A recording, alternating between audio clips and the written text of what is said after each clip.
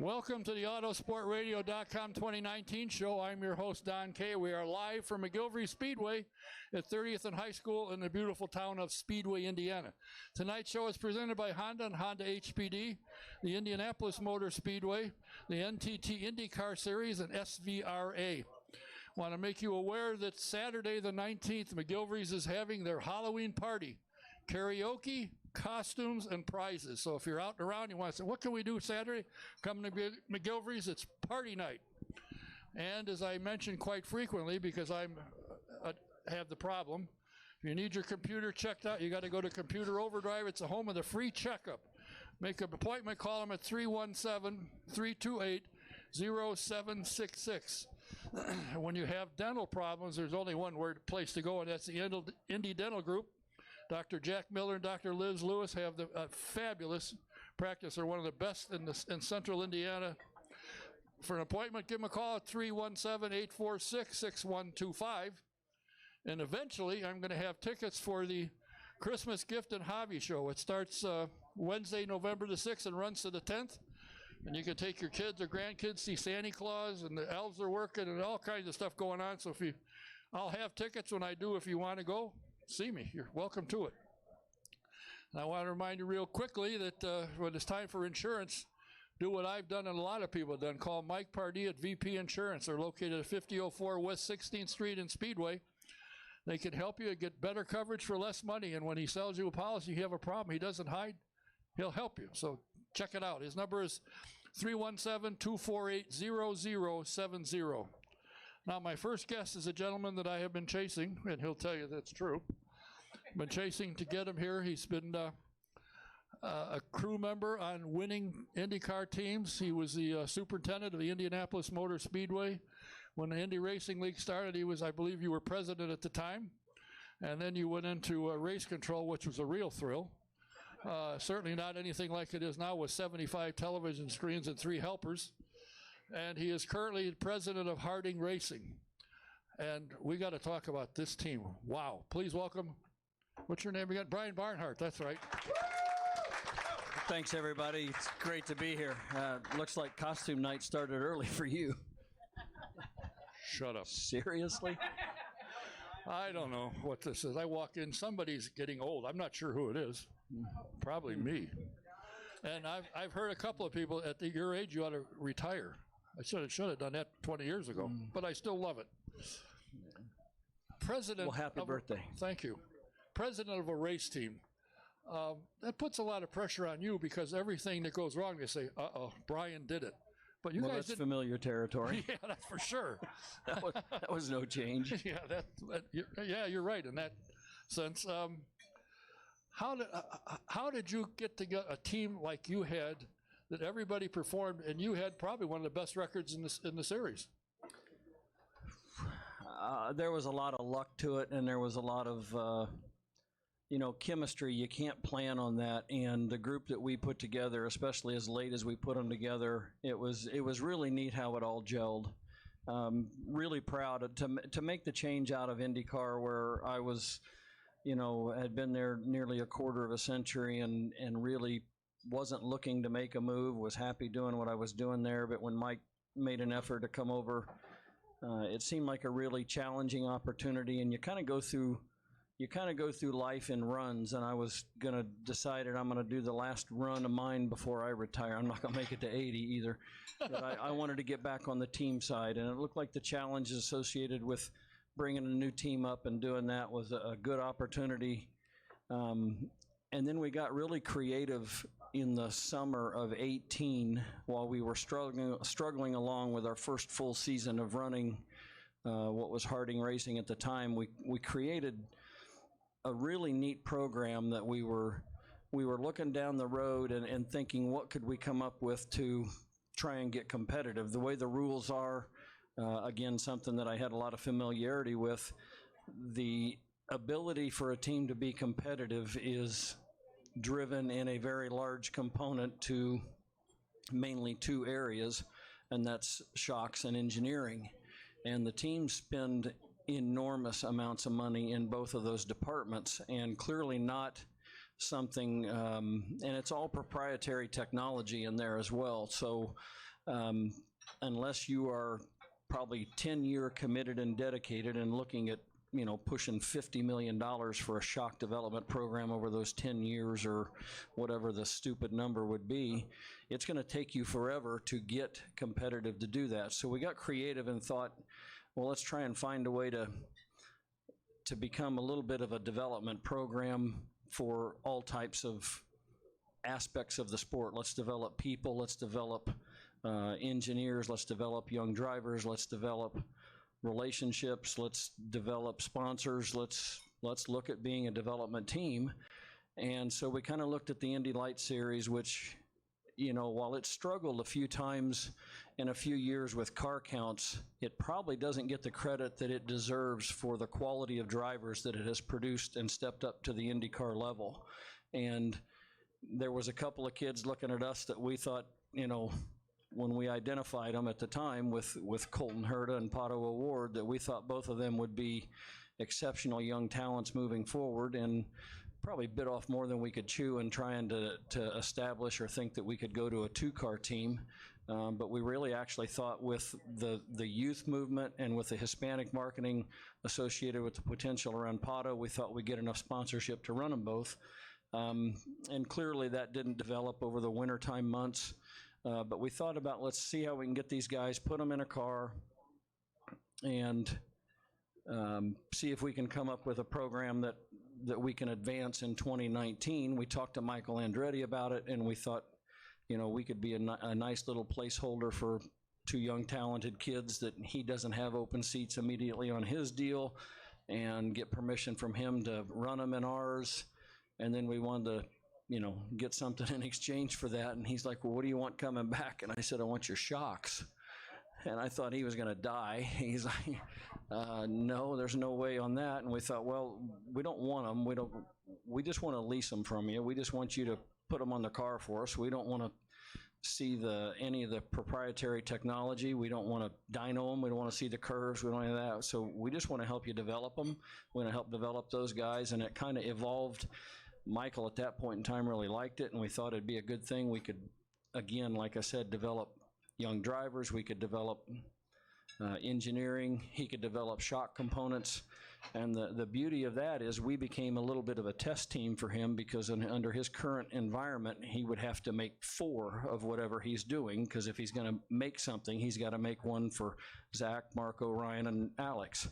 He couldn't make one and give it to Alex. The other 3 guys would be unhappy if it worked. So by aligning with us, it gave him an opportunity to develop things in a cheaper scale, because he could make one, find out if it worked, and then make 4 more for his cars. So he was happy about that. Colton was great with his feedback on it, beginning at the COTA test, where we were really quick, and the guys came together, gelled, the chemistry, the ability to develop those components, to have the access to Andretti technologies. Nathan O'Rourke is an engineer, and the crew guys just came on, and Colton fit right in with them. And like I said, the chemistry from all the guys, you know, we had Heath and Red in the front end, Donnie and Lenny on the back end, and Gary and John and Jeff, and Craig was the crew chief, and Colton, just great communication, his ability to read a car, and it just started clicking. And while it was a fantastic season, it's amazing to come out of it still and feel like we had some missed opportunities, because there was some things that really could have gone even better, and that's hard to say when you consider there was only 2 cars that had more combined wins and poles than we had, and that was Newgarden and Pagano. So pretty special. Did you guys realize the talent that Colton Herta had? I mean, the talent that he is and brought to the table. Did you know that going in, that this guy has got it? Not to the level of what he showed. We knew he was really good, no doubt about that. I mean, we had seen a lot of things that we had indicators, especially from Michael running him in the lights and the feedback and what he had done in Europe. We knew he was really good. But especially when we got in at COTA for the open test in February, and he hadn't been in the car since the Sonoma race event.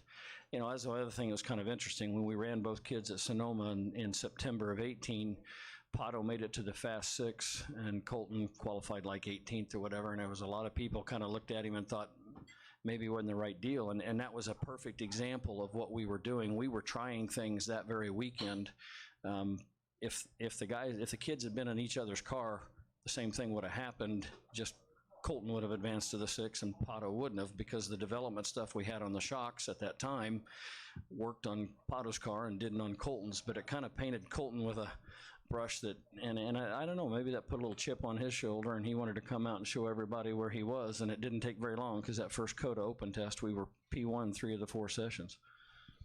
You know, and this interesting thing about it, he's young, no question. He won the first race at 18 and set history with that. But he's so calm. He doesn't seem to get rattled about anything. And the times that when I was watching and I'd hear communication, he wasn't yelling, screaming, wasn't anything. He's just calm. And you tell him what you want, okay. Yeah, he's mature beyond his years. His ability to understand what the car is doing, and his ability to communicate that to Nathan. Like I said, Nathan clicked with him and understood what he was looking for, and more often than not, they consistently made improvements, made the car better, and really that was the amazing thing, to start the season with what was at the time an 18-year-old. He wins COTA still as an 18-year-old, and then finished the year as a 19-year-old. You know, Indy Lights doesn't run all of the racetracks, so you would think coming into it there's going to be some places we're going to struggle, and that was amazing. We had pace everywhere we went, even racetracks he had never seen before, racetracks he had never tested before, been to. It was amazing how quickly he adapted to them, and it was pretty cool to have pace every weekend. You got a phone call. Yeah, I know. I'll let it ring. For you, moving out of IndyCar, where you had spent, as you said, about a quarter of a century, was it difficult about, now you're the guy that everybody looks to do what you need to do. Were you prepared for that? I mean, you were on winning race teams, so you understood how that worked. You were the race director, so you knew what they were trying to do. And you understood, to me, you understand racing top to bottom. Was it easy for you to step in as numero uno and put everybody together and get everyone on the same page? No, not really. And I think the thing, while I had some experience in doing stuff on the mechanical side before I went to work at the Speedway and for IndyCar, in the 24 years that I was at the Speedway, it was amazing how much the sport had changed when I got back onto the team side. The technology advancement on the car side was overwhelming and was far more than I anticipated. And, you know, even from being on the IndyCar side, you don't know exactly how much information they have available. And then that was exponentially higher from what we ran as Harding Racing in 2018 compared to what we ran at Harding SteinbrennerRacing with Andretti Technologies. The information available to us through the ATEC relationship was staggering, and it's almost information overload, and it's incredible, and that's just something you had to make a huge adjustment to. Do you obviously seen the new aero screen that they're testing, wanting to bring on? There's pros and cons. The drivers, of course, say, yeah, it's fine, it seems to work well, and Simon said he ran in the rain, there was no problem, it was easier to see through the windshield than it is when it gets on your helmet and you had to pull the tear-offs off. Do you think they're heading in the right direction with what they're attempting to do, which is save drivers' lives, obviously? Well, anything that makes safety and improvement in safety is always a good thing, and that's, you could never say that's a, you know, anytime you can improve safety in an inherently dangerous sport, that's a good thing. The risk associated with it is the one that I'm very familiar with over all the years that I was there. As much as you try and plan for and take into account the laws of unintended consequences that you really don't know and can't foresee coming down are so tricky and so difficult. And to their credit, from what I've seen and what they've communicated to the team side, they're doing everything they can to try and look at that and do as much as they can and anticipate unintended consequences.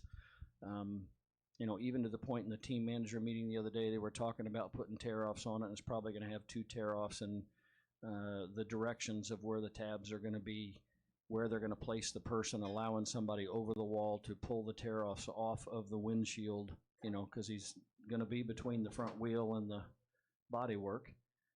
right next to the fueler and what he's doing and where the tabs are going to be and where they're going to put them, which direction he pulls, what he does. So they're thinking of a lot of things on there, but it's going to be a bit of a challenge just from that standpoint. So I applaud anything that makes anything better, and it looks like they're doing their homework. Well, a lot of fans have said, oh, that looks terrible. What do they need that for? And I said, just want to remind you, in 2021, they get another 100 and some horsepower. The cars are going to be going faster. Anything you can do for safety, time to start is now, not waiting. You go, oops. You always try and be proactive, and you also have to remember this is still a reactive thing as much as you're trying to anticipate, like you say, the speed increase. But this has all been in development since Justin at Pocono, and I think that was 2015. So they've invested a ton of time and a lot of money to get to where they are and trying to do their homework and make sure that it's truly an improvement. The thing that surprised me, and I didn't realize who did the work and who did the design. That was, I didn't think that they were into that. They got race teams and spend a bunch of money, and the owner of the company, Red Bull, is into jet planes, and he's got a huge hangar with all these planes in it. But they got the technology, and what else do they do besides this? Obviously, they just put a bunch of guys together, design. Let's put a windscreen on the IndyCar, and we'll take a vacation. Well, I have to give a lot of credit from what I understand to Jay Fry on that. And a lot of this business and industry is about relationships. And Jay's relationship with Red Bull is where that came from on there. So all credit to Jay for making that connection. My hat is off, not right now, because I've got my Grand King hat with a silly thing on top of it. But to me, Jay is doing just what IndyCar needs. Having been in another series and having been an owner and having had some concerns and nobody gave a darn, he is just the opposite. I mean, he'll even stop and talk to me. That's how open he is. And the teams that I've talked to said, yeah, if we got a question or we got a thought, he's willing to listen. Absolutely. Yep. And that to me is really important, because he's a smart guy, but so are you, and so are a bunch of other people, and you can come up with some good ideas. And Jay listens. He's a great guy to work for, and I think he's doing an amazing job. The series is on a positive move for several years in a lot of arenas and a lot of aspects of it, and a lot of that momentum continuing to move forward is a good thing for everybody. I remember you saying one night here, I think I was much younger at the time, and you were saying, the attendance is increasing. Now, when we say we got a 10% increase, and you got 30,000 people, that's only 3,000. You really don't notice it. And that's true. But it seems to me the attendance is going, and I think NBC is promoting the fact that there are IndyCar races and where they are, and that's got to help their viewership. It's not where it needs to be yet, but it's heading in that direction. I invested, when it was on sale, cheap, in NBC Gold. That was good. You can keep up with what's going on, practice, qualifying, and see all that stuff. So I think people are getting into it. I didn't realize we could watch it. Hello, yeah, I'm trying to tell you. Yeah, car racing in itself, I think, is a huge challenge in today's times. I mean, the generation coming up right now seems to have lost its connection to the automobile. And, when you look at people don't get driver's licenses as young as we did. When you turn 16, you couldn't wait to get it. I mean, my youngest son is 2 months from 16, and his attitude towards even doing driver's ed, yeah, I'll do it whenever. And it's just a different ballpark for people even getting their licenses. They do Uber and Lyft, and they got their phones and all that stuff. And people the young generation doesn't have the affinity for a hot rod and cars that our generation had, and that makes the selling point of car racing more challenging and more difficult in a era that there's more entertainment options and available to people than ever before. And it's a shame, because if you are into racing, the thing that bothers me, when I was in high school, which was a long time before you were, they had car shop. I mean, you could work on cars. You could when I owned my car, I could set the timing. I could change the plugs. Now you can't even find them. And if you got to adjust the car, you pull the computer thing out and put another one in. That's the end of it. So I think that's where they've lost. There isn't any connection with the car. I got one out in the parking lot. I hit a button, it started. I don't even have to find the keys. Everyone, I'm sure, noticed, as I did, the sponsorship of the team seemed to be a struggle. And, you know, I understand you had one sponsor that didn't come through, which caused you a lot of grief. But how are things looking for 2020, sponsorship-wise? It definitely was a struggle for us this year.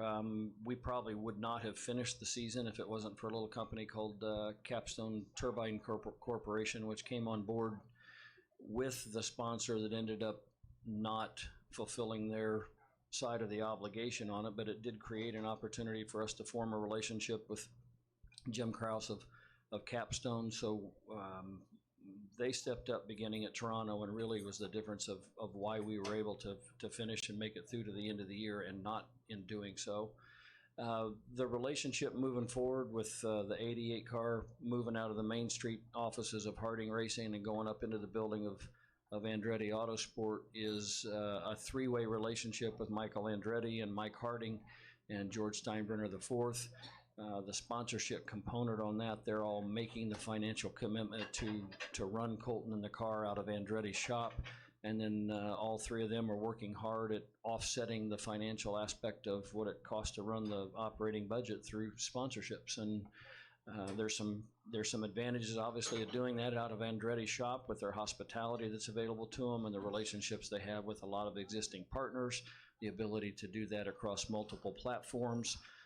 So there's some good things that come out of it from that standpoint, but they're obviously still working hard on it, because the reality was, as proud as we were of the program that we put together, we didn't envision this car going in-house after the first season of our relationship. That wasn't what we talked about and thought we would do at all.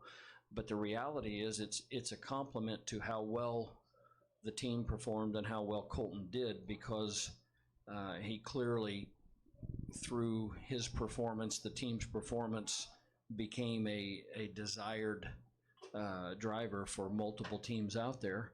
And while he was still under contract, there were some enormous opportunities that were thrown his way that, Brian Herta and Colton had to take a serious look at and think, boy, for my young son's future and moving forward, I need to really make a run at this. So it really forced Michael, Mike, and George to respond quickly with a plan to keep Colton in the Andretti family, which was what the original plan was, but it wasn't to bring him in-house to the Andretti shop after the first season of doing so. So they've kind of scrambled, made that commitment to do so, and now they're working real hard to make sure through those relationships with people like Capstone and some of the other existing sponsors out there, and as well as some new ones, that they can offset the operating budget required to running.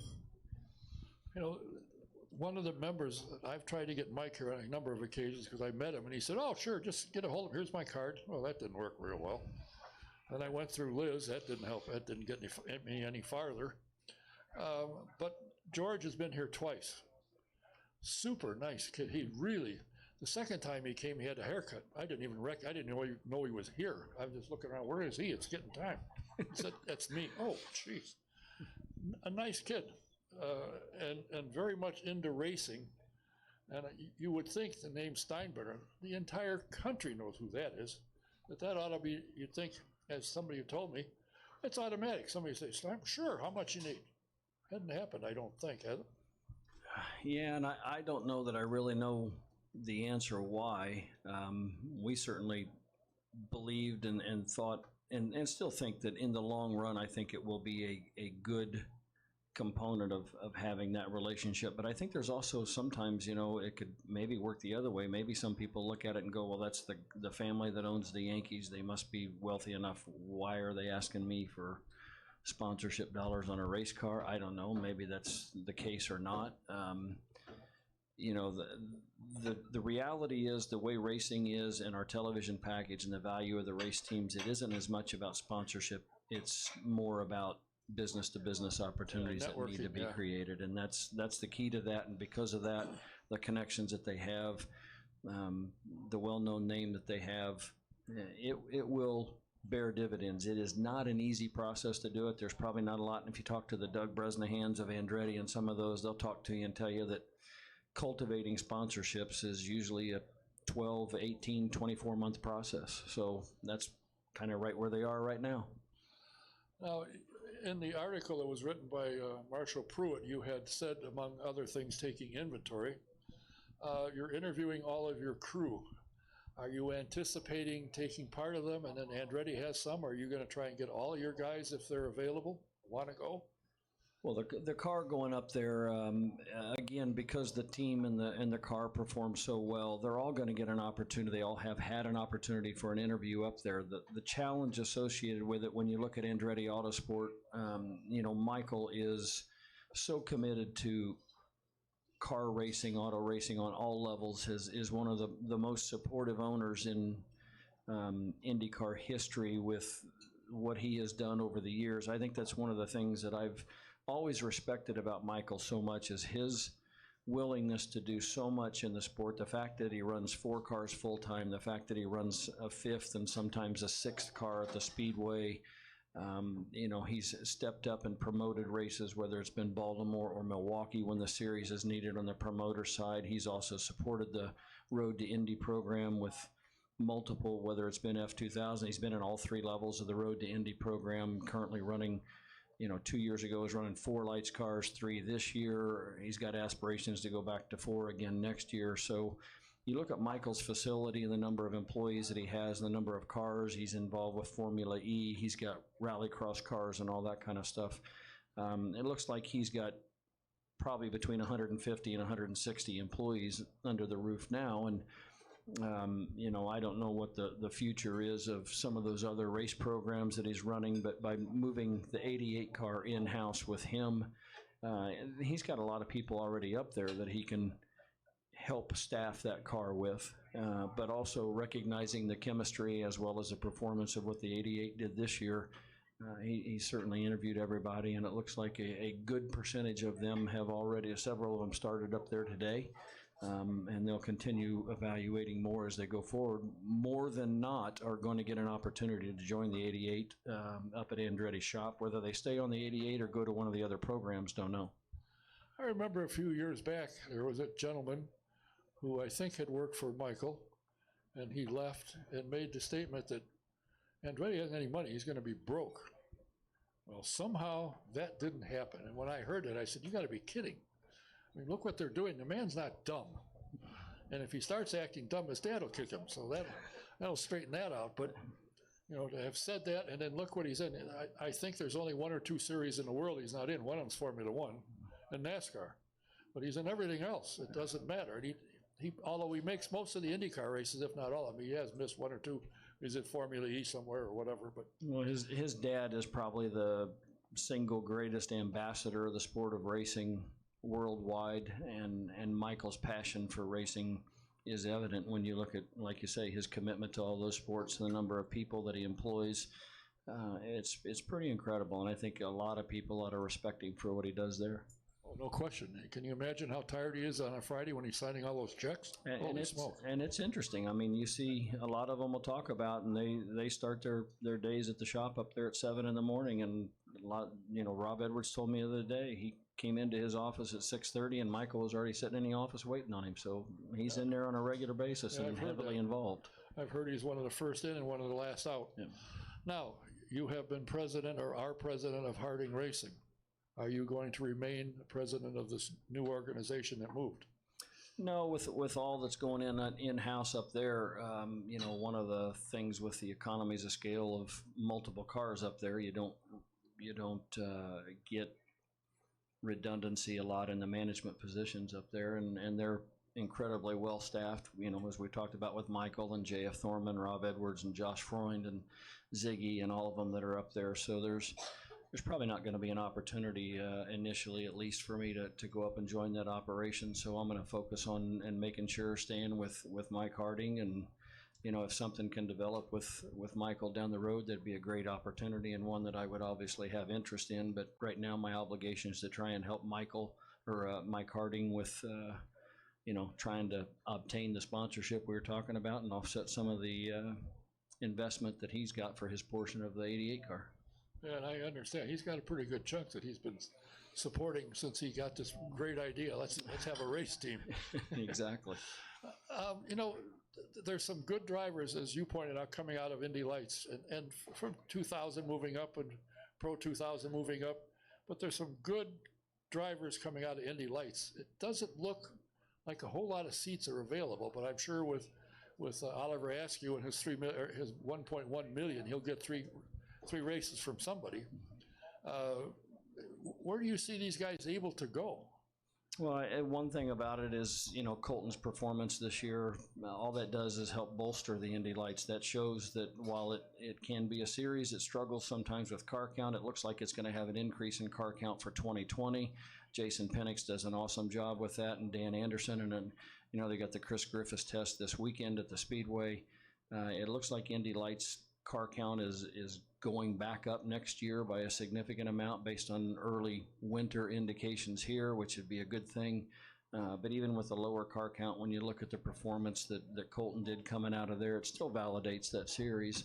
And because of that, I think people will continue to take a look at it. The hard part about it is it's not like football. It's not like you got a lot of turnover and the college seniors from Saturday go to the NFL on Sunday. There's only 22 to 24 seats, and the guys stick around for a long time. And that's part of the reason we came up with the program that we had and trying to create a development. What we'd like to do is, and it may take us a while. Right now, Mike Harding's going to focus. We may take a look at doing a lights car ourselves out of that building, or we may look at something else and see. But it would be kind of nice to be able to help develop those people and then hand them off to one of Michael's 4 seats or anybody else. The thing that always impressed me this year, they only had 8-10 cars on occasion, that you didn't have to wait for the last guy to come by because they were all pretty close together. So the only thing you had to wait is for all of them to come back around again. Yep. So it was good competitive racing, and the guys that have won and are moving up deserve it. Question is where? That's always the challenge they have on it. But like I say, when you look at the people participating on the IndyCar level right now and the number of them that have come through Indy Lights and the number of, look at Joseph, who's our season champion again for the second time in 3 years at Penske, and the guys that have come through that have done that, the number of IndyCar wins and IndyCar podiums that are achieved by Indy Lights graduates is a pretty staggering percentage. And like I said earlier, I don't think the Light Series necessarily gets the respect it deserves for what it does to develop young talent. The sad part, well, actually, it's not sad. Indy Lights are on NBC Gold.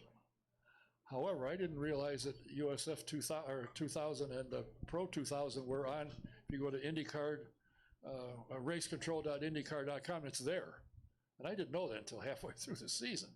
I be able to watch them. The only thing I objected to is the cameramen that were working Indy Lights and IndyCar, they took a break. They just turned the camera, and Terry or somebody sitting and pushed this button, and they're talking about racing. And you look at the screen, there's nothing there. They always put the cameras on lockdown and just push the button to follow them around. That's a little challenge for sure.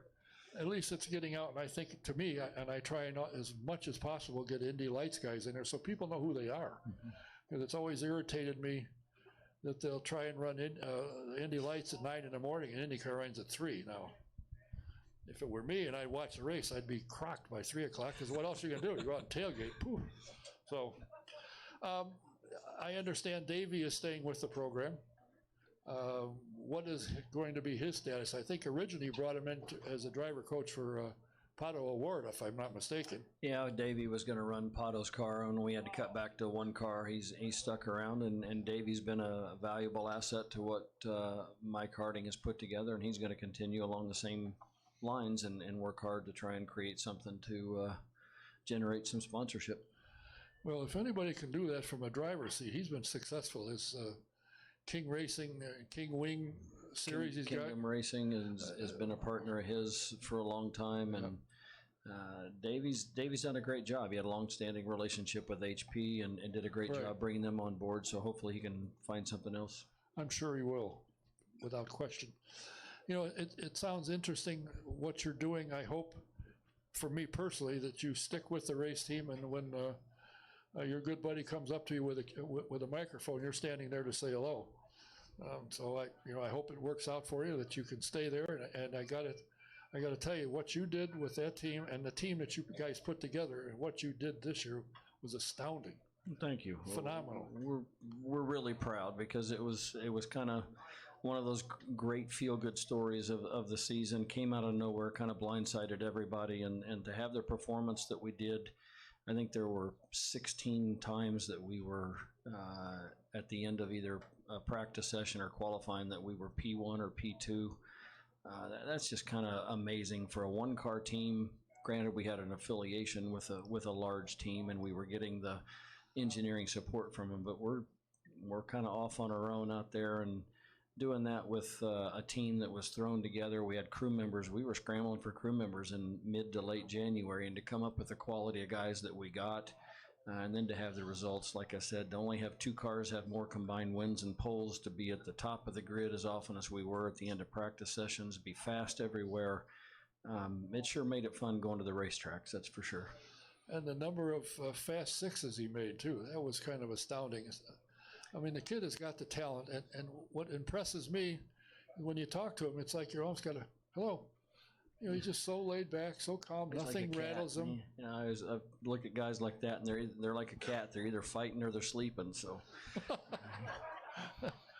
Well, I hate to say this, but you're a man that I have admired what you've done. You hate to say that? Yeah, well, if that's the best anybody says it for me, you're not that. And to put up with what you had to put up and where you've ended up and what you've done, astounding. Great job. Well, thank you very much. I appreciate it. We're proud of what we've done. Thank you, everybody. It's been a great career. You know, my passion for racing started and was from my dad, who I lost a little over 3 years ago, and think about him every day, and you know, just try and do the best I can to carry on in his footsteps and make him proud up there. And I think we've done a good job doing that, whether it's the earlier years of being on the mechanical side or the quarter of a century of being with IndyCar and race control, and what we've accomplished in the 2 years of doing this. I think I'm getting thumbs up from him. Yes, without question, and I think everybody in here will agree. With the possible exception of Howdy Bill, he's not sure what we're even talking about, as usual. Well, I thank you for your time. It's only taken a couple of years to accomplish it, and when you moved over, you said, as soon as I get organized, I'll do the program, and I guess finally you found the key to the executive washroom, so here you are. We did good, and thanks again, everybody, and again, I appreciate your support. Thank you. Thanks. Now, you don't think these people are here to see me, they're here to see you. Well, I appreciate it. Thanks, everyone. Brian Barnhart.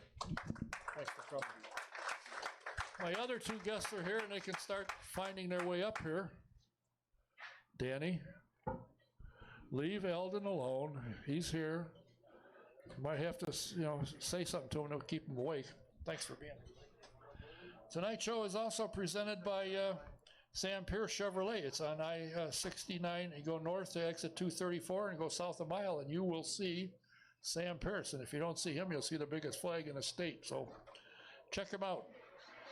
If you want to take a ride and find out why these drivers love what they're doing so much, why don't you take a ride in the Indy Racing Experience 2-seater?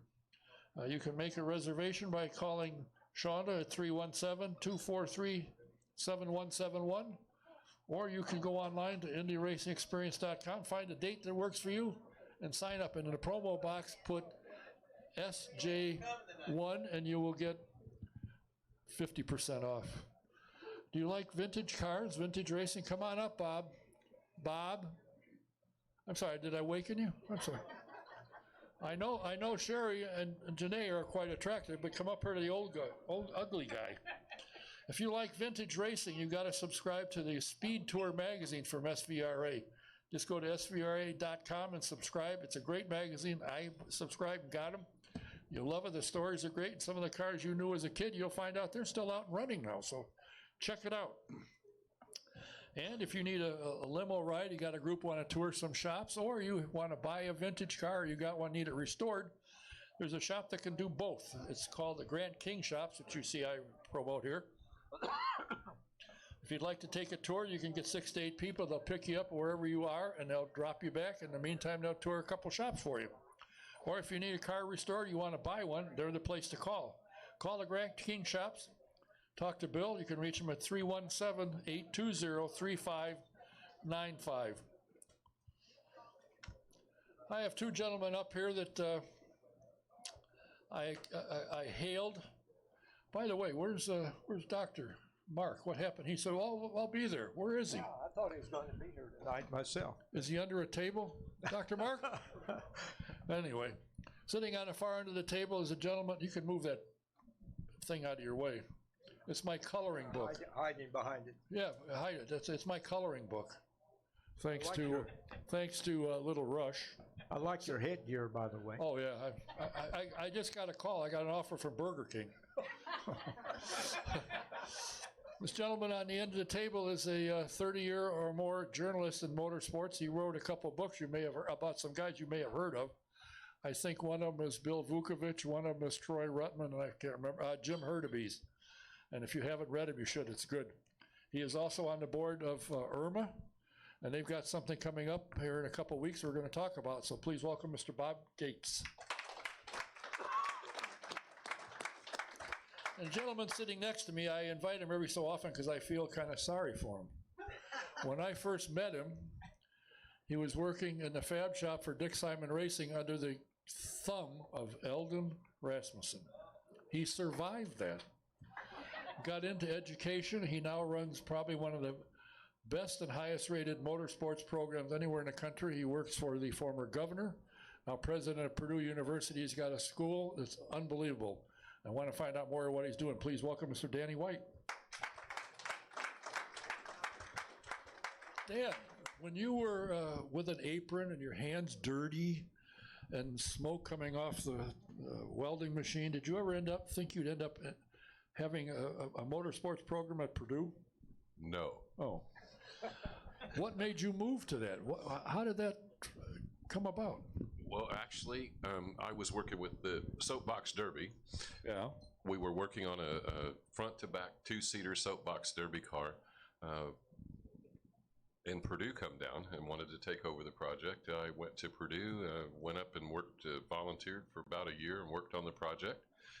The company that I had started in Columbus, we reached 2009. The banks were cutting everybody's credit line, so we sold that company. I was up at Purdue a week later, and they said, "Have you had any job offers?" The answer was no. They said, "Would you like to work for us?" And the rest is history. Was the former governor, now president, there at that time? Was he involved in bringing you on board?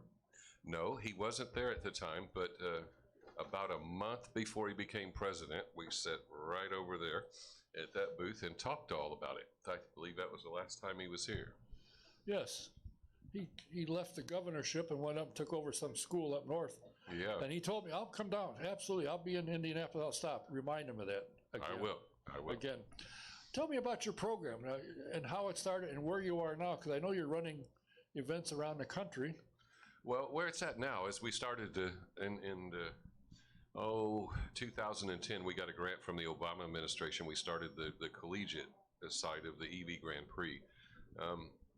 So what that is we took regular sprint go-karts, put lithium-ion packs on them, and run AC or DC motors. We leave it pretty wide open for the college students to be creative. And we went forward with a program that is basically electromechanical project for college students. It works really well. We've got students that come in from China, Canada, Mexico, and England that participated in the event. Well, after that, we went to the high school series. We had high school alums that Purdue alums that were teaching high school were coming to the races, and they said, "Well, why can't you do this for high school?" Uh-oh. Well, that's all right. Anyway. If I'm lucky, I might get a cupcake. Okay. But so when we went to the high school division, we're up to about 50 schools, and we have 10 in Cincinnati. We have some in Lima, Ohio now. We've been in New York, California, Plano, Texas. It's moving around the United States pretty well as far as the high school series.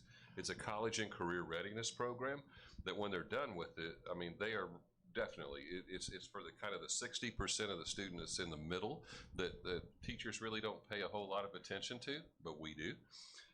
When they're done, well, I mean, I was probably one of those 60% in the middle. When we're done with them, they can do problem solving, decision making, they can communicate. They don't just do video games anymore. They can do real world things. They're on time, a whole lot of things that change. So that one's going along really well. We got an endorsement from the Department of Education that is now a graduation pathway in the state of Indiana. Really? Yeah.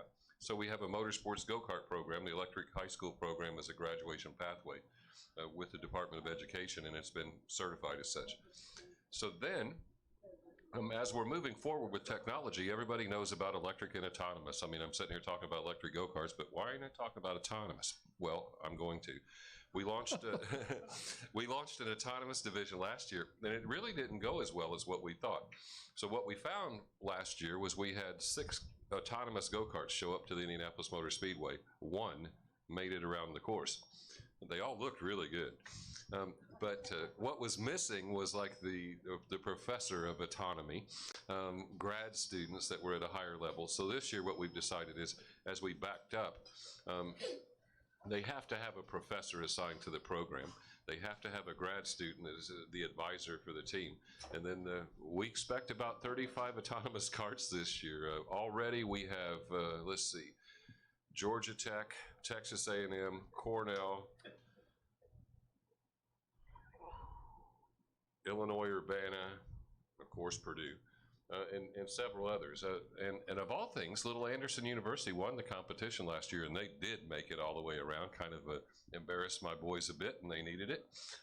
So, yeah. But anyway, the autonomous, the reason we did the autonomous was because when you look at the future of all these students, it's kind of like the electric.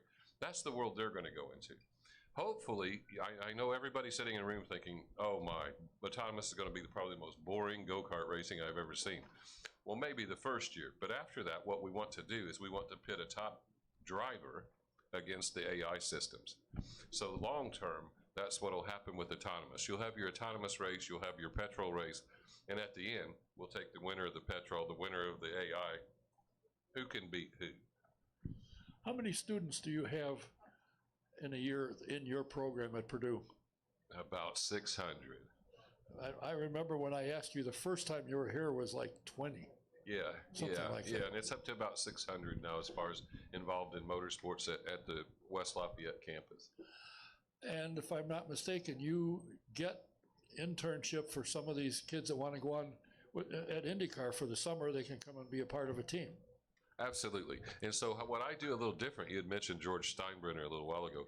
Well, Steinbrenner's a financial guy, and I had talked a couple days ago, and he actually wants some liberal arts motorsports type students or sports-based liberal arts students from the Krannert School. So I train not only engineering, not only technology, but we do hospitality, marketing, and sales as well, because if you don't do the whole full circle of motorsports, you're really not doing the industry a service. So Brandy Benda, as an example, at Andretti. Brandy is one of our students that came through the hospitality program, and she is really good at what she does. And so that's what we try to do, is we try to place students around in the different motorsports operations, but you tell me where you need them. So do you need a liberal arts student? Do you need hospital? What is it that you need? And then we place you with the correct student. We've also brought the Keating Supercar, finally has made it. Remember, we announced that here. Yeah. In the parade last week on Thursday night, we had the Keating Supercar in the parade. It is on campus. It is being built now on campus, so we have that there.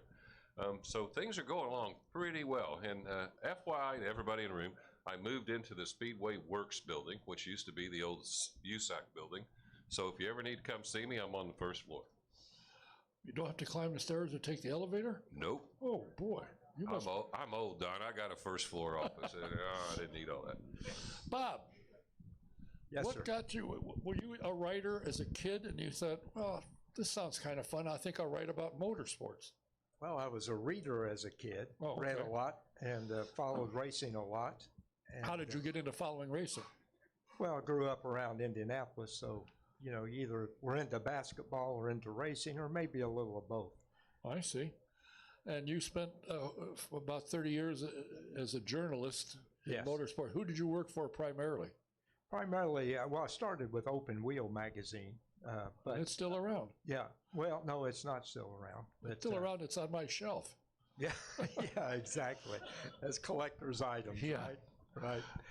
But Speed Sport News, I spend a lot of time. Still do some stuff for Speed Sport News. It's called Speed Sport Magazine now, monthly yes. publication. Yes. Now, you've written these books. How long, say the Vukovich book, how long did it take you to research Bill Vukovich, who was quite a character in his own right, and get the material that you could put in a book that a family could read? Well, it takes, and I've told people before, it takes about a year to do a book, and the biggest part of that is research. Yeah. In the case of Vukovich, I mean, it was some really in-depth research I had to do, but I grew up fascinated with him. So there's things I collected through the years that I was able to put into the book, you know, when the time came to write it. For instance, I had written an article about Vuki Sr. For Open Wheel magazine. Some of his family in Fresno saw it. This was in 1986, and invited me to Fresno, and I spent a week in Fresno with the Vukovich family, and I'm talking about Senior's brothers and sisters and cousins, aunts, uncles. So I got a ton of information there, but I didn't do the book until some 10 years later. So I had some of the research done just because I was interested in the subject. How about Jim Hurtubise? Now, there was a character. He was.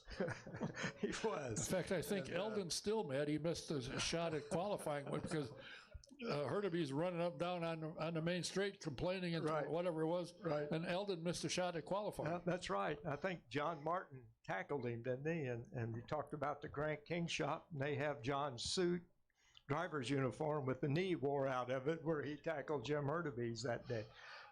But yeah, Herc was just an extreme, of course, character, and it's one of those guys. After I wrote the book, I still hear from people and with great stories about Hurtubise. There's so many out there. I'd like to do another volume, just part two, Yeah, the there rest you of go. the story. There you go. And Troy Ruttman, another one. I think he's the youngest winner ever. It seems to me. Yeah, still the youngest Yeah. winner, although Colton Herta, Could come he's close. got a couple, 3 years there to do that. Yeah. And he was Troy. In fact, all of them were quite popular.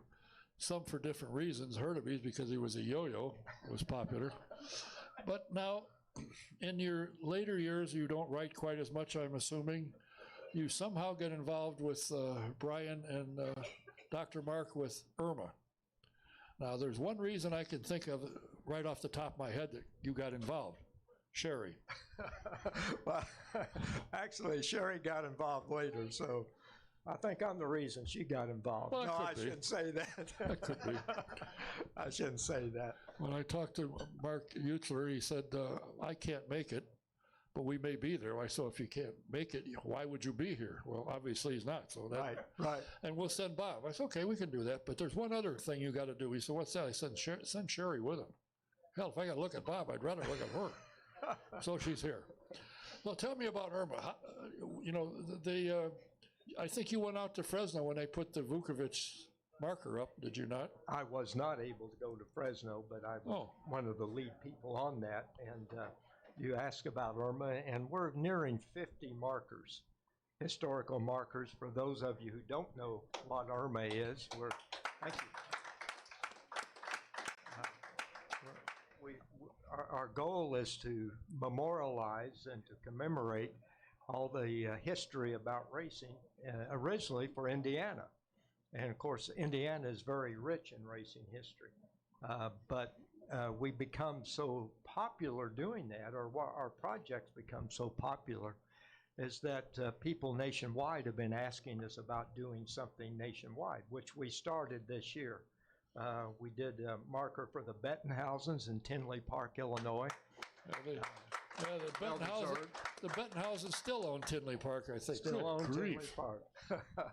And then, as you mentioned, we did one for the Vukoviches in Fresno, very well received.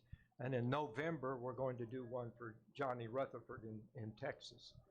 Looking to next year, we'll probably do Parnelli Jones, Ascot Park, those types of things. So you mentioned Troy Ruttman, probably do one for Troy Ruttman as well. Then you have been assigned to be here because in 2 weeks you have a program that's coming that Irma has taken over, and it's Bench Racing Weekend. Right. So when is it? Where is it? How do you find out about it? Where do you buy tickets? How many did you bring with you? Obviously Let's not. start with the date. It's October 25th and October 26th, Friday and Saturday. So as you said, in a couple of weeks. Some of you are probably familiar with Bench Racing Weekend, maybe have been there yourselves. It's a program, an event that's been going on for quite a few years. The people that were putting it together, like many of us, just got tired. And so it looked like the Bench Racers Weekend was going away, and so that's when Irma, we stepped in to help promote it, help put it together, and see if we could bring it back. So this is really a test year for us and a test year for Bench Racing Weekend as well. I think we've got an excellent weekend lined up. On Friday night, Steve Stapp and Pancho Carter will be speaking. And yeah, it should be really good. Dave the King Wilson is going to try to wrestle those guys into submission at some point during the night. And then the big event on Saturday night for our banquet will be Al Unser Jr. And we were just talking about Harding Racing, and some of you might have seen that Al lost his position today with Harding Racing. Not completely unexpected, but Al's going to be there. Donald Davidson is going to be there interviewing, if you will, Al Jr. We had lunch with Al a couple of weeks ago, and he's really excited about being a part of this. Where is it being held? It's headquartered at the Crown Plaza Hotel. That's the one across from the airport. Yeah. Crown Plaza Hotel. Yeah. The old airport. It's still east of the new one, but it's farther east. But a lot of events will be outside. Traditionally, we do shop tours as part of Bench Racing Weekend, and we got some good ones lined up there. We're going to Bruce Linton's, this is on Saturday, Bruce Linton's Racing Museum's private museum from what I understand, and an excellent one. So that's one of the shop tours. We're going to Rick Duman's shop. So that's going to be a good tour, part of the tour. And then a couple of other things that are part of the shop tour, but I want to mention these because they're also open to the public. One is at 12 noon in Brownsburg at the Williams Park in Brownsburg. We're going to, Irma's going to unveil a marker for the great Robbie Stanley, three-time USAC Sprint Car champion. So that's going to be part of the shop tours, but it's also open to the public. Anyone's invited. And then later in the afternoon, I believe it's at 3 in the afternoon, at the Boyle Racing headquarters. That's over on Jen Avenue, over by the ballpark. Again, some of you might be familiar with what's going on there. They're rebuilding the shop that Wilbur Shaw ran out of, the Boyle Racing team ran out of. Now, for that event, Donald Davidson's going to be there with Bill Shaw, Wilbur Shaw Jr., and they'll be talking about the history of the building, what the future holds for the building, that type of thing. And speaking to John Pappas. Have you had John Pappas on the show? You should. I had Bill Pappas, no relation. No, okay.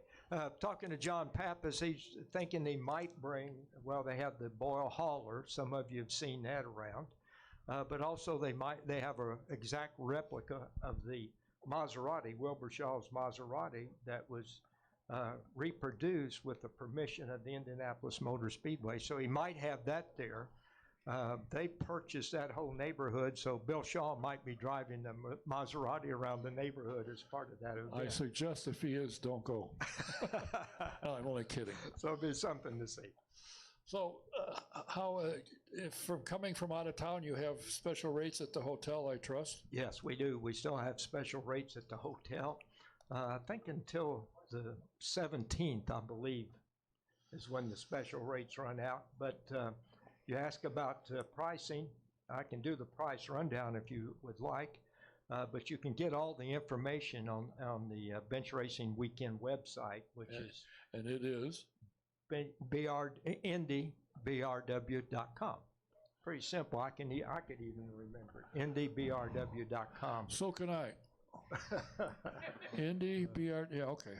Now, Friday night, it's a $10 admission for Friday night if you just want to do Friday night only. If you just want to do the shop tours, that's $35. I'm sorry, $25. The banquet itself is $80, or you can do the whole thing for $90. Or there's a table available. Tables of 8 are going for $500. So a lot of pricing. All the information is on our website. There's some phone numbers that you can call some people for additional information. IndyBRW.com. See? IndyBRW.com. Boy, I tell you what, I'm slick. All right, Phil? Be careful talking. This is the lead vocalist for Beep Line. They are coming here. No, he's not that good. Don't applaud so loud. He's got new teeth, so it's, you don't want to sit up close. But they will be here on the, I don't know, when the heck are they coming? On November 16th, so mark your calendar. Mr. White, when you are advancing this program, who do you have to go through to get permission? You have an idea, I want to expand, I want to do this. Who do you have to go to it? You have to sit down and professors from every department at the university to run it by them, and they say yes? How does that work? Well, motorsports is probably the most rapid moving industry in the world. Would you agree? Yeah. Well, academia is probably the turtle of the bunch, and they're the slowest moving. So many times, I don't ask for permission. Say I'm sorry. Absolutely.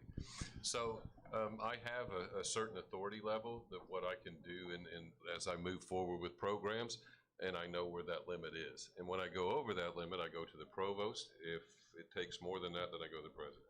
But usually it takes, my boss is an associate provost. He takes care of things. And again, if he can't, it goes to the provost. And if it has to go any higher, it goes straight to the president. Is he easy to get a hold of? The president? Yeah. No. Good. Remind him to come here.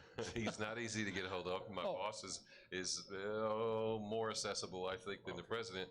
But pretty much, Don, I mean, they have trust in me, I think, to do the right things. And so a lot of the decisions I make in with the programs that I have going, I think they're pretty comfortable with it. But again, I do know my limits, and I know from being there I'm starting my 12th year when politics comes in on a university and where to kind of be careful. I've got bit a couple times. Now you have events at various racetracks around the country, and I've been trying to hook you up with Chris Blair at Gateway, because I think it'd be a great place for you guys to run. But where all do you take these events? Well, right now we take them, we're pretty much in Indiana. We're getting ready to spread out and do another track in Camden, Ohio. We're looking for an East Coast track, a West Coast track. We have to establish one in the north, one in the south. And so the World Karting Association, or WKA, I have hired them as a sanctioning body 2 years ago. So what we're trying to do is locate all the WKA tracks that would make sense where that we can actually take these high school divisions. Now the autonomous and the collegiate division, I can take to like Raceway, to Gateway, or wherever we need to take them. The high school ones are a little bit tougher because you got to get so much permissions to travel and that kind of thing. But the high school, they're probably not too interested in going way out of state. But the college and the autonomous is definitely that. And I will bring this to light because I think it will surprise a bunch of you. So Bill McLaughlin at McLaughlin Motorsports, he sells me my Top Kart chassis, and he's partnered with us where that we keep that price point of that chassis, the drivetrain, all the personal protective equipment, including the helmet and everything, it's under $5,000. And so that's what made the high school series really go well. We got something from Robo Race. Robo Race come over 2 or 3 weeks ago. They talked to us a little bit. And one of the things I noticed in race car engineering right before Robo Race came over was they need a platform of how do you train a driver for electric racing? A little bit different than petrol racing, and you got to look at monitors on the steering wheel and all this. Well, Bill McLaughlin has developed one of these. He has developed a go-kart, sprint go-kart chassis at Top Kart, motor, lithium-ion packs. Make a long story short, we was at Sierra Land If you've ever been to the little track at Sierraland, it's a beautiful track with changing elevations. He went into turn 1 at 79 miles an hour. The kart did 130 miles an hour at Daytona, and that's with no gearbox. And so what this would do, it was kind of funny in a way. So anybody's a Fabby in the room, hey, Eldon, pay attention. So when we were at Daytona, he was down at Daytona, they kept hearing something dragging. Well, we had the ride height set, and it's like, what could it possibly be? Did we run over something on the track, whatever? After a couple times around, we thought, whatever. They lifted it up. Well, the torque on that motor that goes 130 is so hard that it took the frame of the go-kart and pulled it down in the middle. So the center tube was actually touching the track. So we had to go back and design a completely different frame to be able to do that. But this thing flies, and it's got an iPad that's in the center of the steering wheel, so it fits the need, and that's what Robo Race wanted. They want to be able to, can they take that series and use it to train Formula E drivers? And we absolutely said yes. And then we've also agreed that our autonomous division will be a feeder series for a couple other big autonomous events that's getting ready to happen. I can understand where, the high school kids would probably say, yeah, we go to Minnesota, let's go. Yeah. But I got to assume that the schools are a little hesitant, because who pays to get the kids and the equipment to the various tracks around the country? Who pays for that? Well, actually, when it comes to the colleges, the kids and the deans in college, they're pretty good about it. And the deans give them money. They actually raise a little bit of money, so they don't have to raise as much, because the dean will give them $5 or $10 grand a year to do that. The high school kids, on the other hand, what we ask them to do is actually go out in the liberal arts part of the high school kids, raise the money. So we ask the kids in the high school series to actually go out, identify their community partners, send out invitations to bring them into the school, and then do a presentation to ask those community partners to support their program. And the neat thing is, they're only allowed to ask a community partner for $500. So if they get 20 of them that come because of their invitations, they're going to have success, and they're going to get their $5 grand right off. And we've not had one that has failed so far. Yeah, I need to talk to them. I could use a pay raise. Maybe they can. There you go. Yeah, and actually, Speedway High School right down the street. Go talk to them. They're in. They're full in. Good. I'm sure I can sell them a line of bologna somewhere along the way.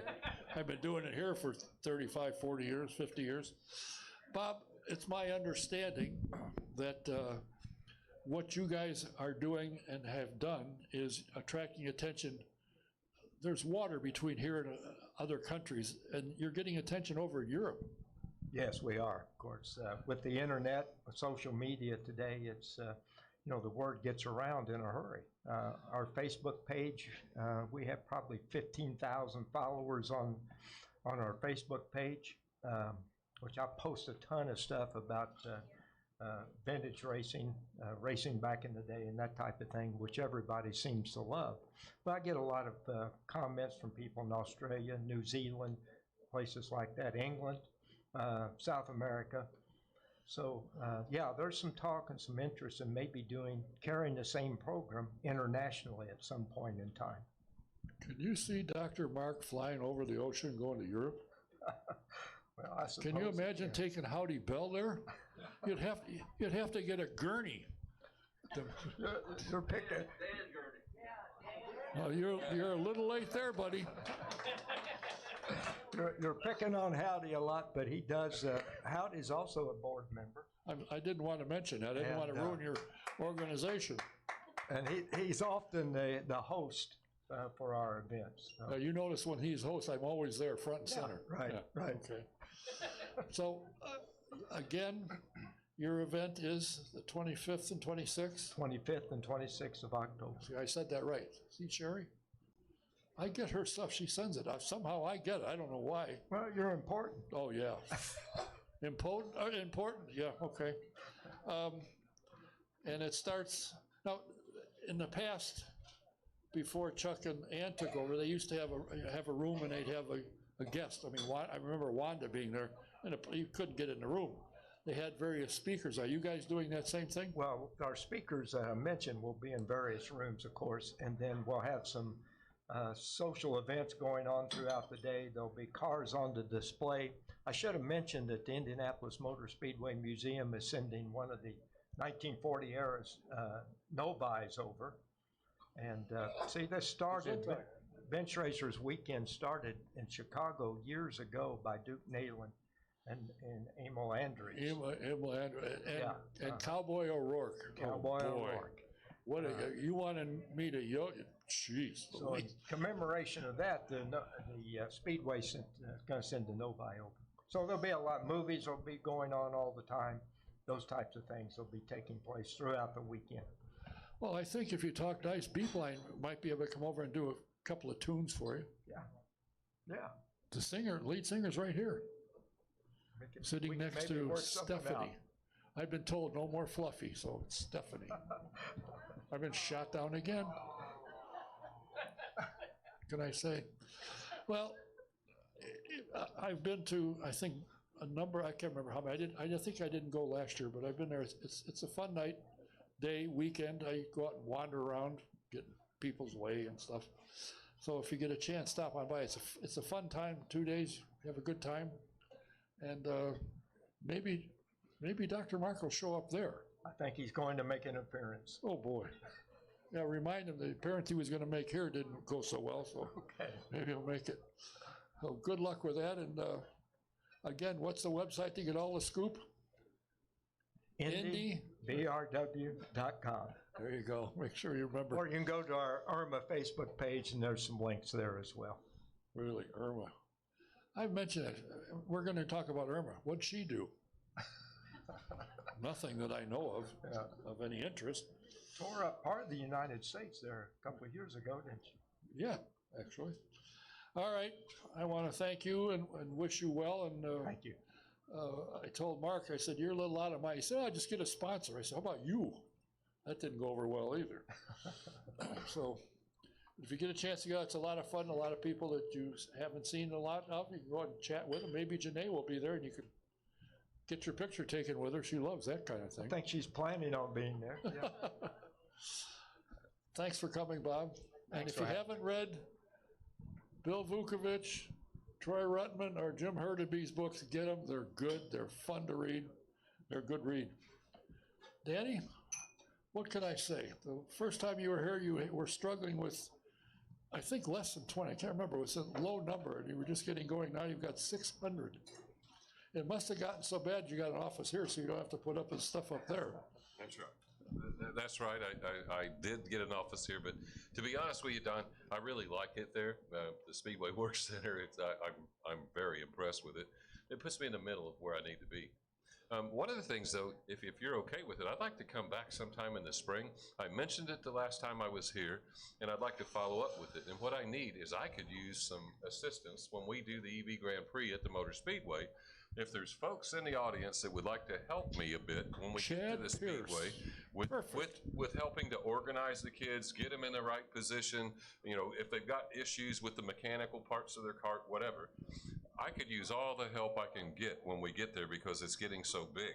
So when I come back in the spring, if any of you are interested, I'll bring a sign-up thing. And if you're interested at all in helping with the kids, jump in. And if you want to see what it's about, go to evgrandprix.org/about, and there's a 9-minute video, and I think you'll get it. Now I got to write that one down again. What was that? evgrandprix.org/about. About a roundabout or? / just about. I don't know. Well, Danny, I appreciate you. And Eldon's back there saying, he started with me. I taught him what he knows. I owe him everything when it comes to motorsports. Really? I wish he owed me something, but he doesn't, so I can't say anything. We had some fun with him, I'm telling you. I've told the story before at the Dick Simon shop. He was down the fabrication shop, and every day, Nick Kranz and I would say, it's time to go to lunch. Eldon, he'd go and wash his hands. We'd lock the door. Every time he went, the door's locked. It was done every day, but he still went. It was fun. We'd stand out and go, ha, ha, ha. And he had some words. They weren't Christian necessarily. Anyway, for those of you who haven't noticed, and I mentioned it earlier, Eldon has had a very serious problem. He survived it. Diane has taken care of him, nursed him along. I had to hit him, but she nursed him along. He's doing well. We're glad to see him. He's looking good.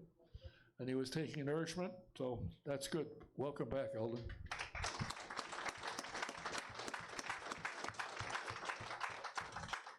And Diane, I know why you're driving. Good move. Real good move. I won't say what it is. If you don't know, that's good, but thank you for bringing them.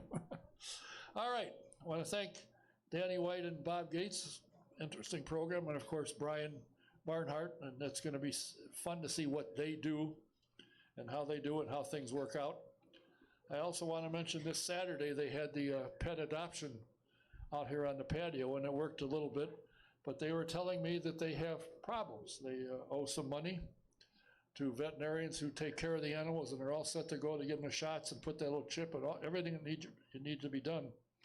And they don't get much support, so if you have any interest in animals and Speedway Animal Rescue, you can go to their speedwayanimalrescue@gmail.com, or you can look them up on speedwayanimalrescue.org. You could use your help, and if you get a chance, get in touch with them, see if you can help them out, because they owe some decent money to some veterinarians, and they need help to take care of these animals that they bring in. So if you can do it, do it. Till next week, I'll be back. Who are next week's guests? I'm not sure. But I thought I had it set last week until about 2 days ago when I said Sam, travel plans changed, so he couldn't make it, but he will be here at some point in time. I want to thank Brian Barnhart for coming in, Danny White, Bob Gates. Till next week, we'll be here same time, same place. The only thing is, we want to say goodbye to Kenny and Janine Smith. They'll be going to Florida. Now, I threatened them if they didn't show up here tonight, but they're leaving this week, so wish them well. And if you're in Florida, call them up, they can stay with them. Thanks for being here. Thanks for watching, listening. Till next week, Don Kay saying good night. Nice meeting you.